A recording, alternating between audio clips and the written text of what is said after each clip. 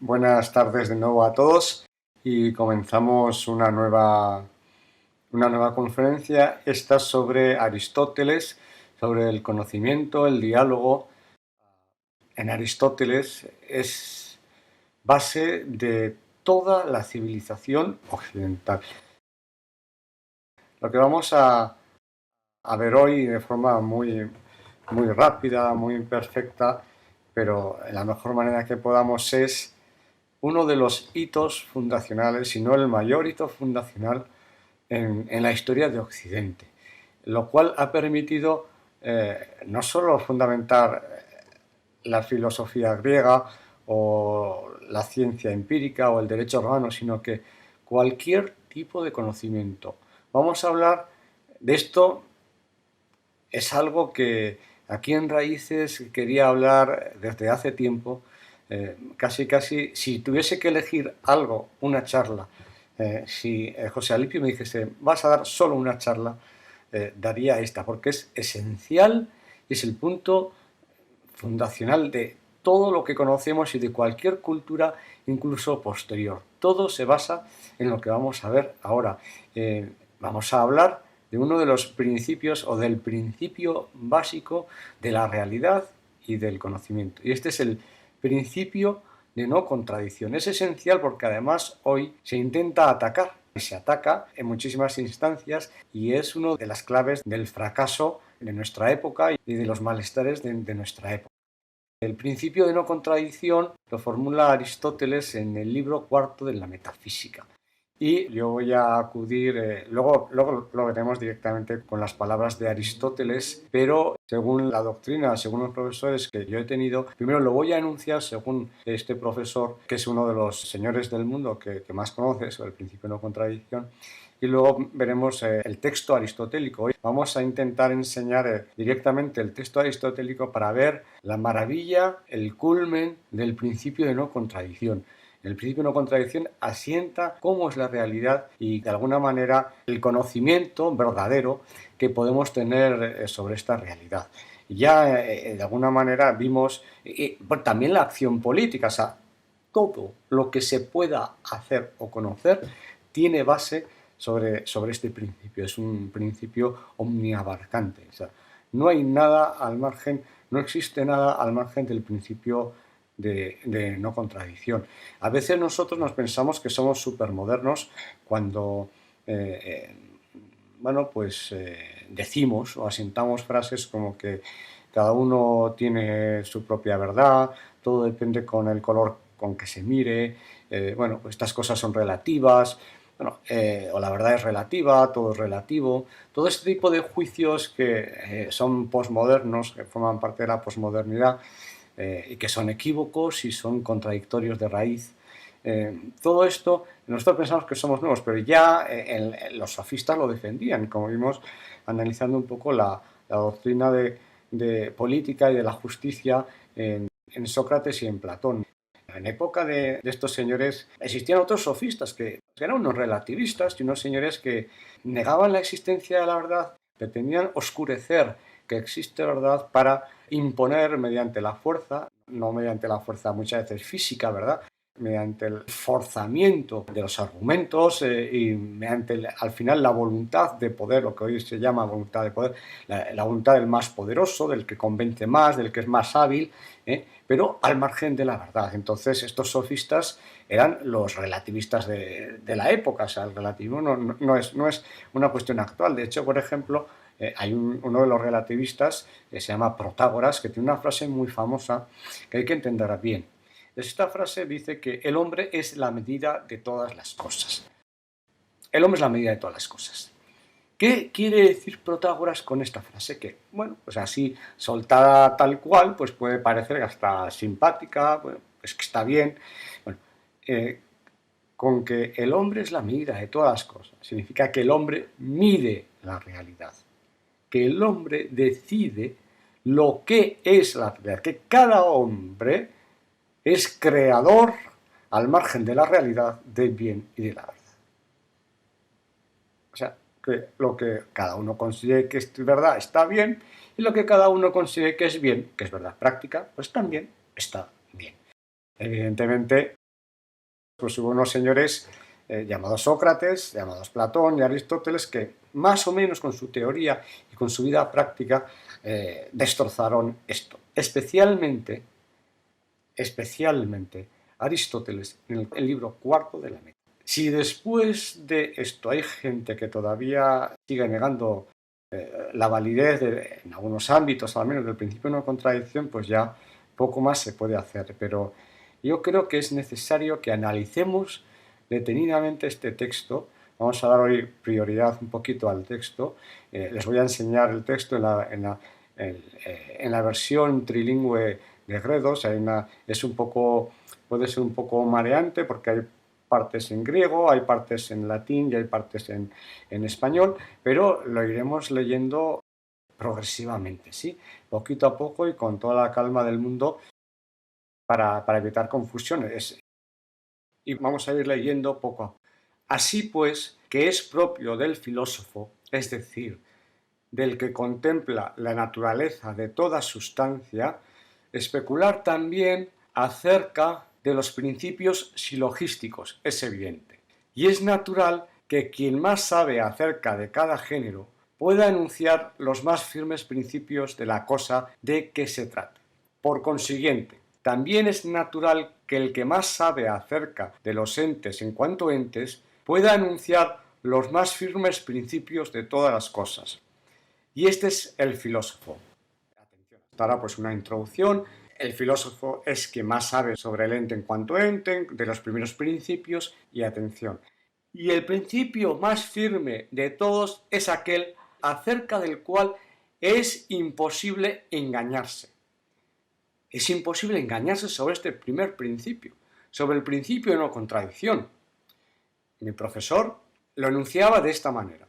Lo mismo puede ser y no ser lo mismo en el mismo sentido de lo mismo simultáneamente. El principio de no contradicción, o sea, básicamente lo vamos a reducir de momento a lo siguiente, que una cosa no puede ser una cosa y su contraria a la vez, otra distinta a la vez. Muy bien. Esto es así, bueno, y es de elemental lógica. Por eso, sobre este principio es imposible engañarse. Es necesario, en efecto, que tal principio sea el mejor conocido, pues el error se produce siempre en las cosas que no se conocen y no hipotéticas. Pues aquel principio que necesariamente ha de poseer, el que quiera entender cualquiera de los entes no es una hipótesis. O sea, el que quiera entender algo sobre algo, tiene que conocer este principio, sino que necesariamente ha de conocer el que quiera conocer cualquier cosa y cuya posesión es previa a todo conocimiento. Antes de conocer es necesario conocer este principio, de tal manera que el que conoce este principio puede conocer las cosas y el que lo desconoce no conoce nada, ni en la teoría ni en la práctica. Ni hace 2000 años, ni hace 4000. Ni en la política, ni en la ciencia nuclear. Hay que conocer este principio, el primer principio, sobre el cual no es posible engañarse, sobre el cual hay una certeza del 100%. No cabe ninguna duda. Bien, la enunciación del propio Aristóteles en la traducción excelente de es imposible, en efecto, que un mismo atributo se dé y no se dé simultáneamente en el mismo sujeto y en el mismo sentido, con todas las demás puntualizaciones que pudiéramos hacer con miras a las dificultades. No vamos a entrar en este entre paréntesis porque se nos iría un poco de madre. Este es, pues, el más firme de todos los principios, pues se atiende a la definición enunciada. Es imposible, en efecto, que nadie crea que una misma cosa es y no es, según en opinión de algunos dice Heráclito. Hay gente que de alguna manera niega el principio de no contradicción, pero en realidad, como vamos a ver, es imposible. Y si no es posible que los contrarios se den simultáneamente el mismo sujeto, y añadimos también a esta premisa las puntualizaciones de costumbre, y si es contraria a una opinión, la opinión de la contradicción, está claro que es imposible que uno mismo admita simultáneamente que una misma cosa es y no es, pues simultáneamente tendría las opciones contrarias el que se engañase acerca de esto. Por eso, todas las demostraciones se remontan, en último, a esta creencia. Bueno, aquí creencia se utiliza de un modo no en cuanto a lo que nosotros creemos creencia, sino sobre este axioma. Pues este es, por naturaleza, principio también de todos los demás axiomas. Bien, ¿qué nos está diciendo en este punto Aristóteles? Que toda demostración incluye conocimiento del principio de no contradicción, pero que al mismo tiempo el principio de no contradicción no se puede demostrar. Pero precisamente, como vamos a ver, esta no es sino una de las fortalezas del principio de no contradicción. Aristóteles distingue dos usos en nuestras capacidades intelectuales. Uno es la razón, cuyas operaciones básicas son la abstracción, el juicio, el razonamiento. Por ejemplo, hacer razonamientos al estilo de todos los hombres son mortales, Sócrates es hombre, Sócrates es mortal. Eso es un razonamiento. Muy bien. Justo en el juicio y en el razonamiento es donde se da la verdad. Cuando razonamos, estamos diciendo que es verdad lo que son las cosas. Cuando juzgamos, estamos diciendo que es claro. Si yo digo la pared es blanca, estoy diciendo que eso es verdad. Es lo mismo decir la pared es blanca que es verdad que la pared es blanca. Porque me estoy comprometiendo. Es un juicio. Estoy juzgando de un sujeto, pongamos la pared, que tiene una serie de atributos, de características, pues una serie de propiedades. Por ejemplo, la de poseer la blanqueidad, el color blanco, ¿no? Entonces, es un juicio, estoy juzgando y el resultado de un juicio es la verdad o la falsedad. Pero la operación intelectual en la cual se da la verdad es el juicio. Muy bien. En cualquier caso, claro, un razonamiento implica que se parte del desconocimiento, de una pregunta. ¿Será Sócrates mortal? A ver, vamos a pensar. A ver, Sócrates es un hombre, los hombres son mortales. Entonces uno va haciendo un juicio hasta llegar a una conclusión, a una demostración. Dada la verdad de las premisas, se concluye la verdad de la conclusión, ¿no? Se demuestra que eso es necesariamente así. Sócrates es mortal. ¿Por qué es mortal? Porque es un hombre y todos los hombres son mortales. Dada la verdad de las premisas, dado que los hombres son mortales y dado que Sócrates es un hombre, no hay ninguna otra posibilidad que concluir que Sócrates es mortal. Eso es una demostración. Las demostraciones en ciencia son, en otros ámbitos, pues son ciertamente complejas muchas veces, pero en última instancia dicen una cosa. Uno llega a una conclusión. Y si llega a esa conclusión, ¿qué es lo que está diciendo? Que las demás no son. Si 2 más 2 es igual a 4, no solo se está diciendo que 2 más 2 es verdad que 2 más 2 es igual a 4, sino que toda otra posibilidad carece de lógica. O sea, además de decir lo que es, se reduce al absurdo, se lleva al absurdo a toda otra posibilidad alternativa. Si una cosa es como es, no puede ser de otra manera. Bien, esto que es así es en la razón. Hablábamos de que de nuestras facultades cognitivas, Aristóteles diferencia razón de entendimiento, del entendimiento de sí mismo. La razón, por decirlo de alguna manera, razón. El entendimiento ve. Somos capaces de ver intelectualmente. No con los ojos físicos, pero sí de ver algunas cosas con una evidencia, de evidencia, ¿no? Ver con una evidencia muy superior a la del razonamiento, a la demostración. La evidencia, cuando uno conoce por evidencia, conoce con una certeza del 100%.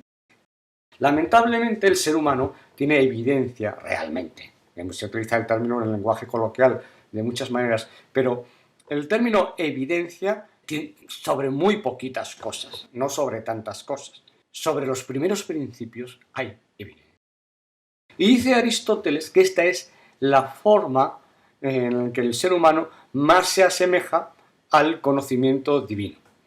Sí, aquí no vamos a entrar en si Dios existe o no, pero sí que, pongámoslo como hipótesis, en caso de existir, ¿cuál sería el modo de conocimiento de Dios? Si Dios existiese, su conocimiento sería evidente, no por razonamiento. Dios no razona, porque razonamiento implica ignorancia. Tengo que demostrar algo porque lo ignoro, porque no lo tengo claro. Y además esa demostración se da en el tiempo. Dios es omnisciente, lo sabe todo, entonces no puede ignorar. Dios, de alguna manera, no está en el tiempo. Por lo tanto, no hace razonamiento. O sea, nosotros cuando hablamos de Dios en plan, pues si hago esto, entonces Dios hará lo otro, porque pues esos son planteamientos en cierto modo humanos. O sea, son modos de acercarnos a Dios para entenderlo de alguna manera. Pero realmente, en caso de existir Dios, pum, evidencia. Lo ve. Y lo ve sin posibilidad de error. Por eso dice Aristóteles que lo poco que podemos conocer por evidencia es lo más divino que tiene. Y es verdad. Es verdad. O sea, nuestro modo, de todas maneras, no voy a entrar en grandes detalles técnicos, nuestro modo de ver evidente no es tan potente como el que tiene Dios. Pero claro, si tuviésemos todos evidencia sobre, no sé, la carrera de ingeniería, voy yo a la carrera de ingeniería y me dan directamente el título. Claro, esto es muy grande. El principio de no contradicción es una de las cosas sobre las cuales el ser humano tiene evidencia. Miren, un niño de 3 años, pongamos, pregunta, ¿qué es esto? Y tú le dices, mira, Juan Carlitos, esto es una pared y una no pared. Te puede decir algo así, puede pensar, supongo yo, no sé, no estoy en la cabeza de un niño de 3 años, pero mire, Guillermo Navarro, mire usted. Soy niño y soy apenas un niño de 3 años, casi recién nacido y salido de bebé. Pero no soy idiota. No sé lo que es esto. Pero no puede ser una cosa y su contrario.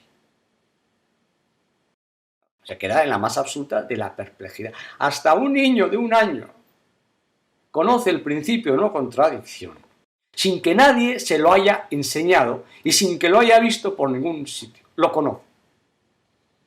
¿Y cómo lo conoce? ¿Cómo lo conoce? Como decía esto, es previo a cualquier conocimiento.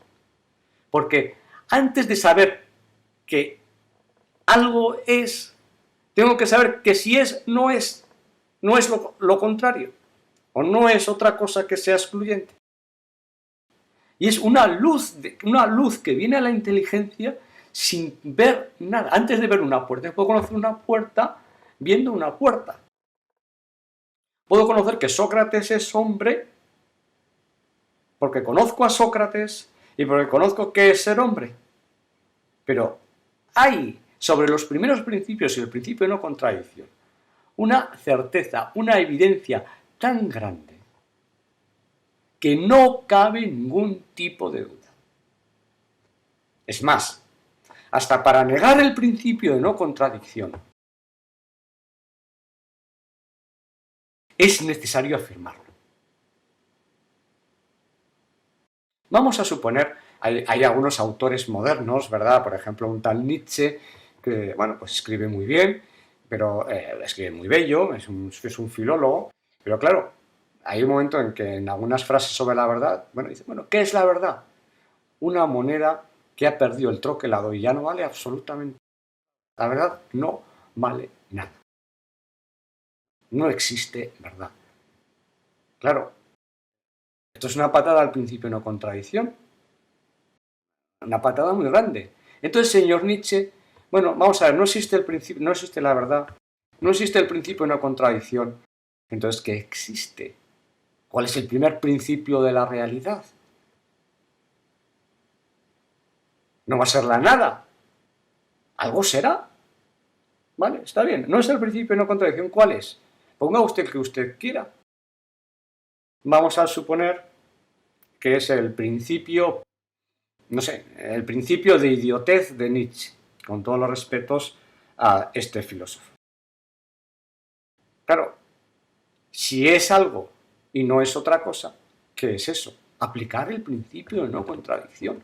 Cuando estoy diciendo no es, estoy diferenciando lo que es de lo que no es. Estoy aplicando el principio de no contradicción. No hay ningún campo de la realidad donde no verse el principio de no contradicción. Un científico, cuando, no sé, por ejemplo, está en su laboratorio y tiene una teoría en la cabeza y hace unos experimentos y no salen, no dice, bueno, cada uno tiene su verdad. No, ¿qué es lo que dice? O corrijo mi teoría, o puedo corregir mi interpretación de la teoría, o puedo corregir los experimentos que he hecho, pero lo que no puede ser es que sea una cosa y su contraria a la vez. En historia del arte, no sé, no puede ser que, no sé, exista el Panteón y no exista el Panteón. Claro, es que para sentar cualquier conocimiento en la teoría y en la práctica es necesario el principio de no contradicción. Y aquellos que niegan la verdad no existe. ¿Qué es? Un juicio. Ese juicio lo presentan como verdadero. Entonces, los que dicen que la verdad no existe, lo que están diciendo que es verdad, que la verdad no existe.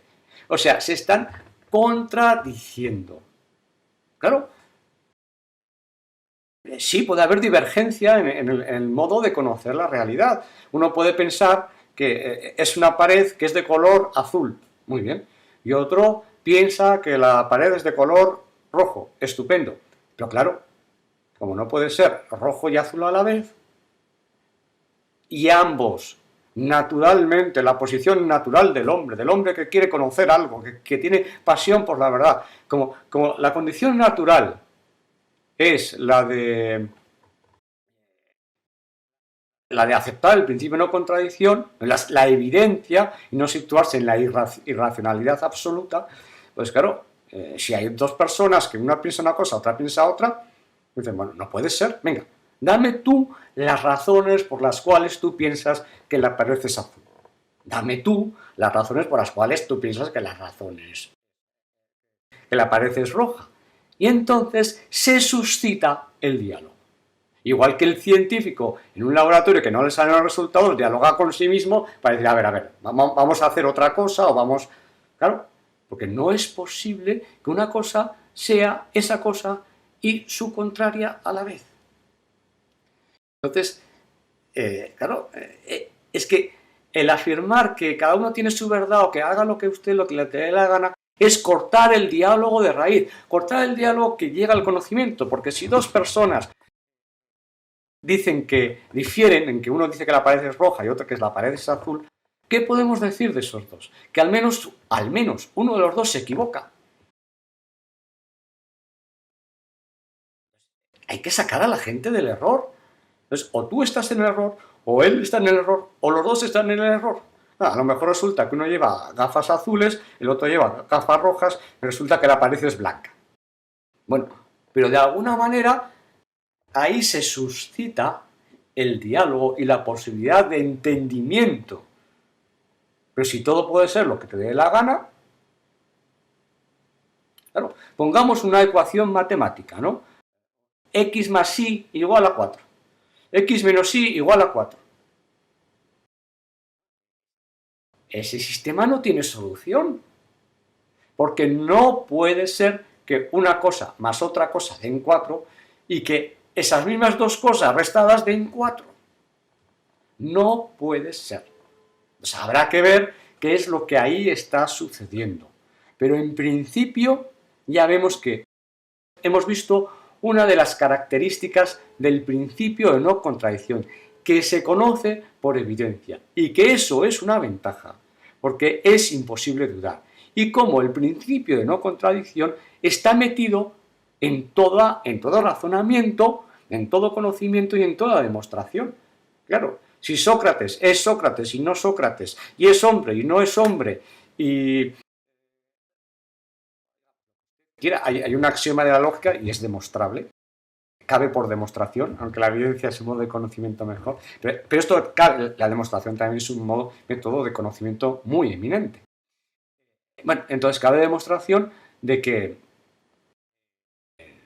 vamos, de un axioma lógico que reza así, se dice así: ex contradictione sequitur quod libet, que traducido en román paladino significa ex contradictione, de una contradicción, sequitur se sigue quod libet, cualquier cosa. Entonces, a una persona, en un examen de lógica, le pones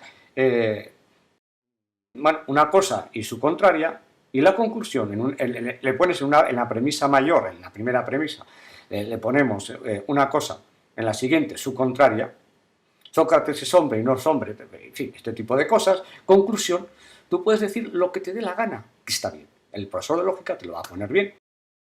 La abuela fuma y sale volando, no sé, con bizcochos de chocolate. Estupendo. Muy bien hecho, porque de una contradicción se sigue cualquier consecuencia. En realidad, de una contradicción no se sigue nada. Así como si yo pongo x más y igual a 4, x menos y igual a 4.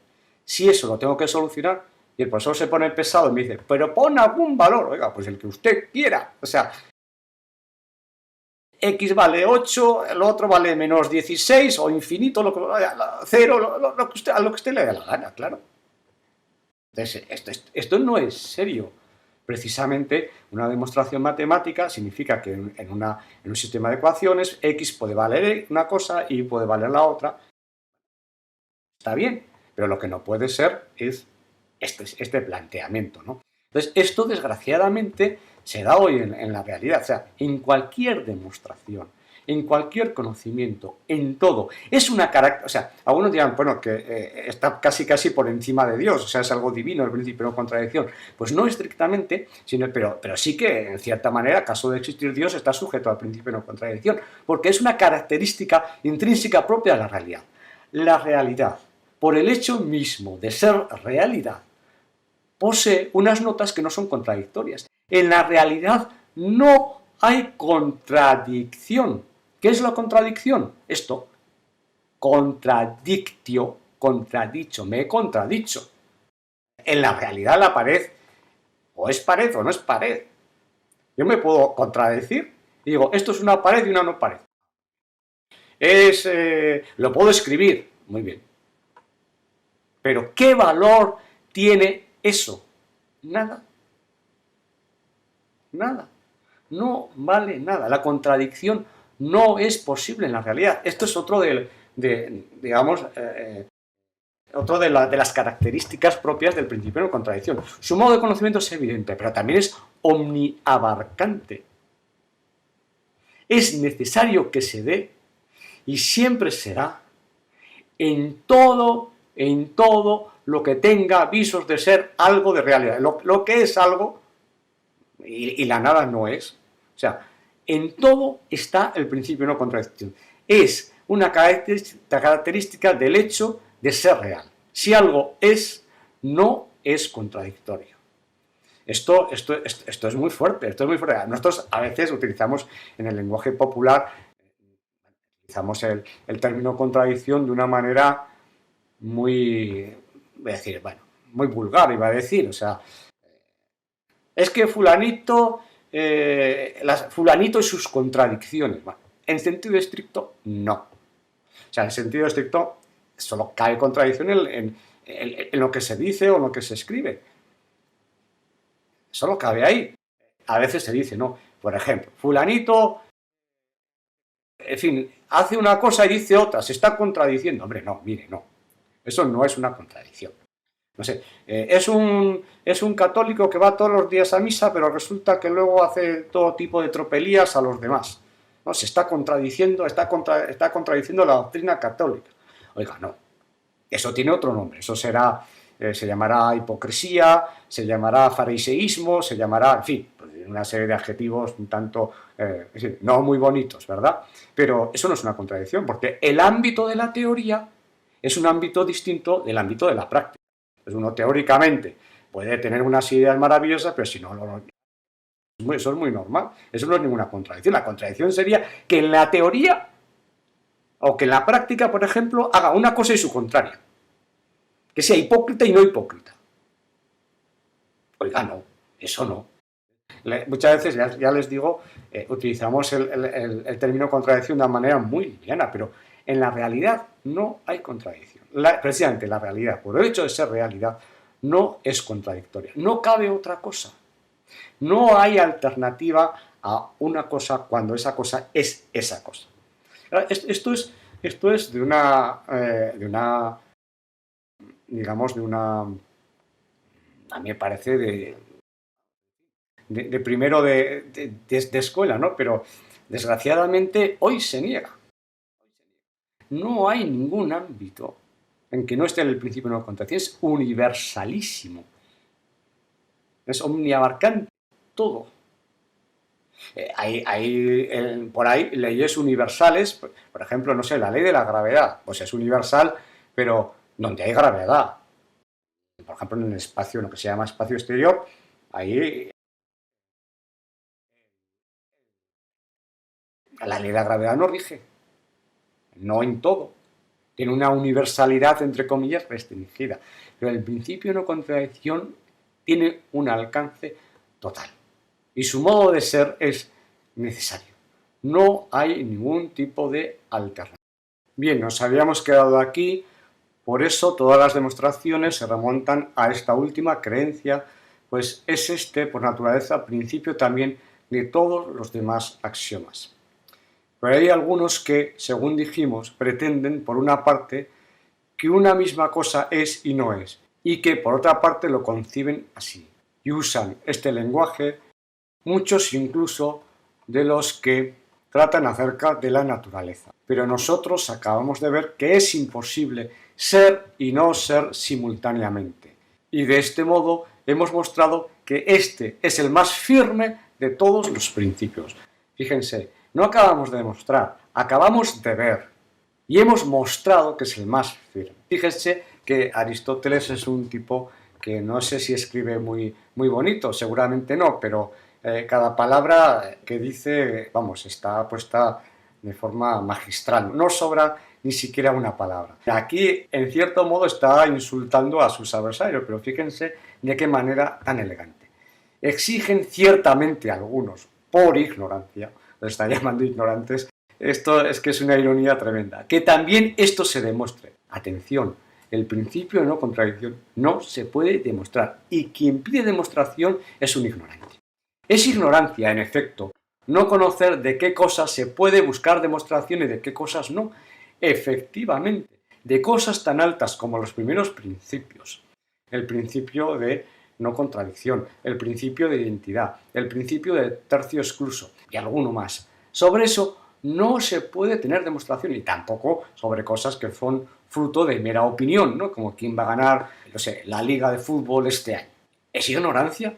Demuéstreme usted si el Barcelona o el Madrid. No hay demostración sobre eso, ¿no? Tampoco hay demostración sobre el principio de no contradicción. Pero hemos visto, esto es fortaleza porque es un modo de conocimiento superior. Pues es imposible que haya demostración absolutamente de todas las cosas. Atención, ya que se procedería al infinito, de manera que tampoco así habría demostración. Y si de algunas cosas no se debe buscar demostración, ¿acaso pueden decirnos que en principio la necesita menos que éste? Una demostración remite a otra demostración, y esa demostración a otra demostración, y así podíamos proceder, como dice Aristóteles, a infinito. Y esto sería fatal, porque proceder a infinito es una de las peores cosas que se puede decir argumento de un filósofo. Tu argumento inicia un proceso a infinito, pues entonces un proceso recursivo a infinito. Bueno, en fin, pues estas cosas son increíbles, son auténticos knockout, auténticas contra el filósofo que de alguna manera ha hecho que eso. Nosotros podemos, por ejemplo, tener 1.000.000 de clases de filosofía, o 1.000.001, siempre puedes añadir una más. O sea, que infinito n más 1, ¿no? Hasta infinito, un infinito potencial, que nunca lo tiene, siempre puedes poner uno más.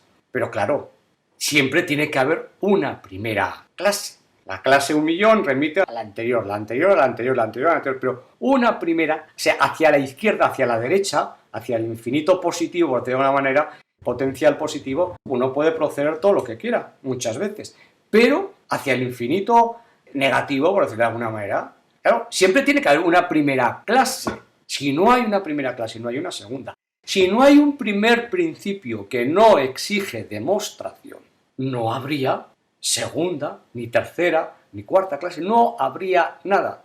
Igual que en matemáticas, hay que definir primeramente la unidad. ¿Qué es la unidad? Lo primero que se hace en matemáticas es establecer la unidad del 1. Si se quiere medir, hay que establecer una unidad de medida, porque si no, es absurdo.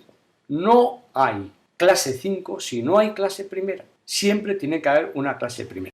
Cuando nosotros demostramos, decimos, Sócrates es mortal. Ah, muy bien, ¿y eso de dónde viene? De que todos los hombres son mortales. ¿Y de dónde sale que todos los hombres son mortales? Pues de que el hombre es un animal y no sé qué, no sé cuánto. Y los animales son mortales. ¿Y de dónde sale? Nos podríamos remitir al infinito. Pero entonces no habría nunca ninguna demostración. A partir de que está el principio de no contradicción, podemos hacer infinitas demostraciones. Pero el principio no se puede demostrar, porque si no, se procedería al infinito y eso es lógicamente absurdo. En lógica está perfectamente definido como un proceso, algo se autoanula a sí mismo si procede al infinito. Ahora bien, que no se pueda demostrar y que su modo de conocimiento sea la evidencia, no implica que no quepa defensa racional del principio de no contradicción. Y aquí está. Pero se puede demostrar por refutación también la imposibilidad del esto con solo que diga algo el adversario. Se puede demostrar por refutación. Y si no dice nada, es ridículo tratar de discutir con quien no puede decir nada en cuanto que no puede decirlo. Pues ese tal, en cuanto tal, es por ello mismo semejante a una planta. Claro, el principio de no contradicción no se puede demostrar, pero cabe una reducción al absurdo de la postura contraria. Es decir, aquel se puede mostrar, y lo hemos hecho aquí, como aquel que, como Nietzsche, se sitúa al margen del principio de no contradicción, cae en el absurdo. Así que, al mismo tiempo que cuando nosotros demostramos, no sé, en una ecuación que x vale 2, no solo decimos que x vale 2, sino que estamos reduciendo al absurdo cualquier otra posibilidad. Sobre el principio de no contradicción no cabe demostración, pero sí que cabe reducir al absurdo toda demás postura, como hemos hecho con la de Nietzsche. Si usted dice que el principio de no contradicción no existe, dígame cuál es el primer principio, de alguna manera, que rige las propiedades de todo lo real. Algo tendrá que ser. Eso de decir lo que es y separarlo de lo que no es aplicar el principio de no contradicción. Ahí, de hecho, no lo vamos a ver, pero Aristóteles en este texto define hasta 7 argumentos distintos por los cuales reduce al absurdo la posición contraria, ¿no? Y el más sencillo es el argumento pragmático, ¿no? Hay un señor que va por un camino hacia Mégara y ese camino pues hay un hoyo, ¿no? ¿Por qué no bordea el hoyo y no va directo al hoyo? Hombre, porque el hoyo no es lo mismo que el no hoyo. Entonces uno elige lo bueno, uno elige la razón de bien. Bueno, si va por el hoyo, se cae, si va a hacer daño, si va bordeando el hoyo, pues evita ese daño. No es lo mismo bordear el hoyo. Una persona que hace eso, o sea, el propio comportamiento, o sea, cualquier cosa que hagamos está revelando la existencia del principio de no contradicción. Pero cualquier cosa. Los aviones, todos los aviones que salen de Madrid hacia América, o sea, hacia el oeste, resulta que llegan. ¡Qué curioso! Y los que salen hacia el este también llegan a tierras asiáticas. Y siempre pasa así. ¡Qué curioso! O sea, parece ser que en la realidad, porque algunos dicen, no, el principio de no contradicción es una cosa de la mente humana. Está muy bien y que es verdad, pero para la mente humana. No, por supuesto que para la mente humana. La mente humana piensa con el principio de no contradicción, si no, no podría ni siquiera pensar. Pero es que en la misma realidad no es lo mismo una cosa que otra. No es lo mismo ir hacia el este que ir hacia el oeste. Y siempre funciona. ¡Qué casualidad! Entonces, claro, obviamente se puede reducir al absurdo de poder decir que el que está al margen del principio de una contradicción, es que si no se calle. Porque es que para decir algo Si dices perro, claro, es que perro significa algo. Si no, cállate, desitúate como una planta, dice Aristóteles. Porque si perro es perro y no perro, igual, cuando uno habla y cuando uno dialoga, está diciendo cosas y está negando otras. Pero si no estás diciendo nada, ¿qué significa? Vamos a suponer que en ningún idioma signifique esto nada. Murumuru, murumuru, murumuru, murumuru. ¿Qué he dicho? No he dicho absolutamente nada. Lo único que he hecho es emitir unos sonidos. Eso no tiene ningún significado. Igual que en una ecuación o con un sistema de ecuaciones, ¿qué significa x más y igual a 4, x menos y igual a 4? Nada. Son manchas en el papel. Esto no significa absolutamente nada. Es lo mismo unos rayajos de un niño de un año en un papel que equivale a nada. Hay gente que dice, no, bueno, el principio no contradicción, usted dice que es omniabarcante, pero claro, al menos en el lenguaje, cuando uno se contradice, la pared es pared y no pared, al menos ahí ya se está contradiciendo. Pero es que el significado de eso es nada. Eso no es nada. Acordemos que el principio no contradicción rige en la realidad, no en lo que no es nada. El sentido, el significado de x más y igual a 4, x menos y a 4 es nada. Luego, no hay caso de realidad. Esos son manchas de tinta en el papel. No es el caso que en ningún caso de la realidad haya contradicción. Bien, el texto de Aristóteles dice muchas más cosas, pero lo vamos a dejar aquí para tratar de concluir con esta breve sesión sobre el principio de no contradicción. Esto que acabamos de explicar, que espero que básicamente se haya entendido, aunque se ha explicado con cierta premura, no es un juego lógico de unos señores que, mira, sí, es verdad, qué bonito. No es algo que quede en un libro, sino que afecta directamente y decisivamente a la vida de las personas, a la vida social y a la vida política. En una sociedad en la que muchísima gente parece negar el principio de no contradicción, o sea, no sabe lo que dice, porque al negarlo lo está aplicando. Si da igual todo, ¿qué sentido tiene, por ejemplo, estudiar? ¿Qué sentido tiene formar parte de un grupo de investigación? ¿Qué sentido tiene dialogar sobre que no es lo mismo en la polis una cosa que su contraria? Que si una cosa es justa, una medida es justa, no es injusta. Y si es injusta, no es justa.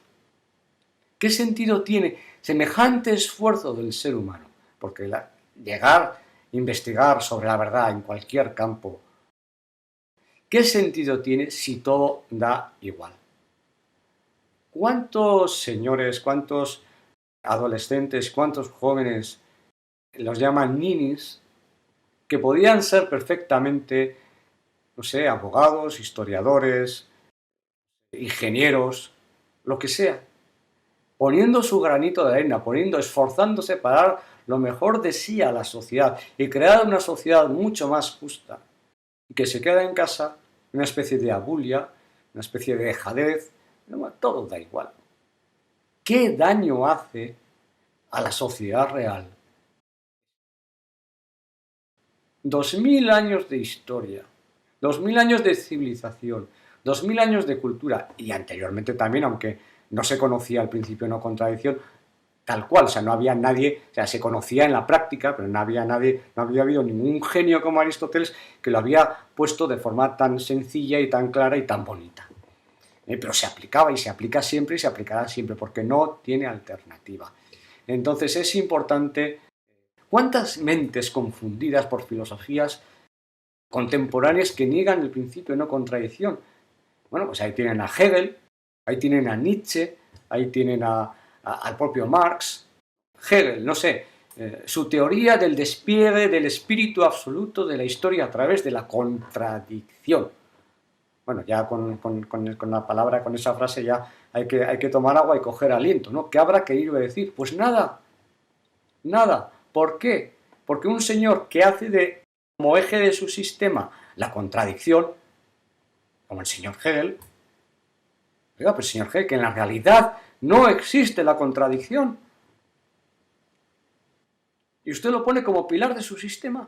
También lo hace Marx, ¿no? Las contradicciones del capitalismo, tal. El capitalismo en sentido estricto, en papel puede tener contradicción, pero eso equivale a nada, pero en la práctica no es contradictorio. El capitalismo podrá tener sus lagunas, sus deficiencias e incluso pues, sus perversidades. Pero, hombre, contradictorio cuando se aplica no es. Porque la realidad no es contradictoria. Y esto pasa una y otra y otra y otra vez.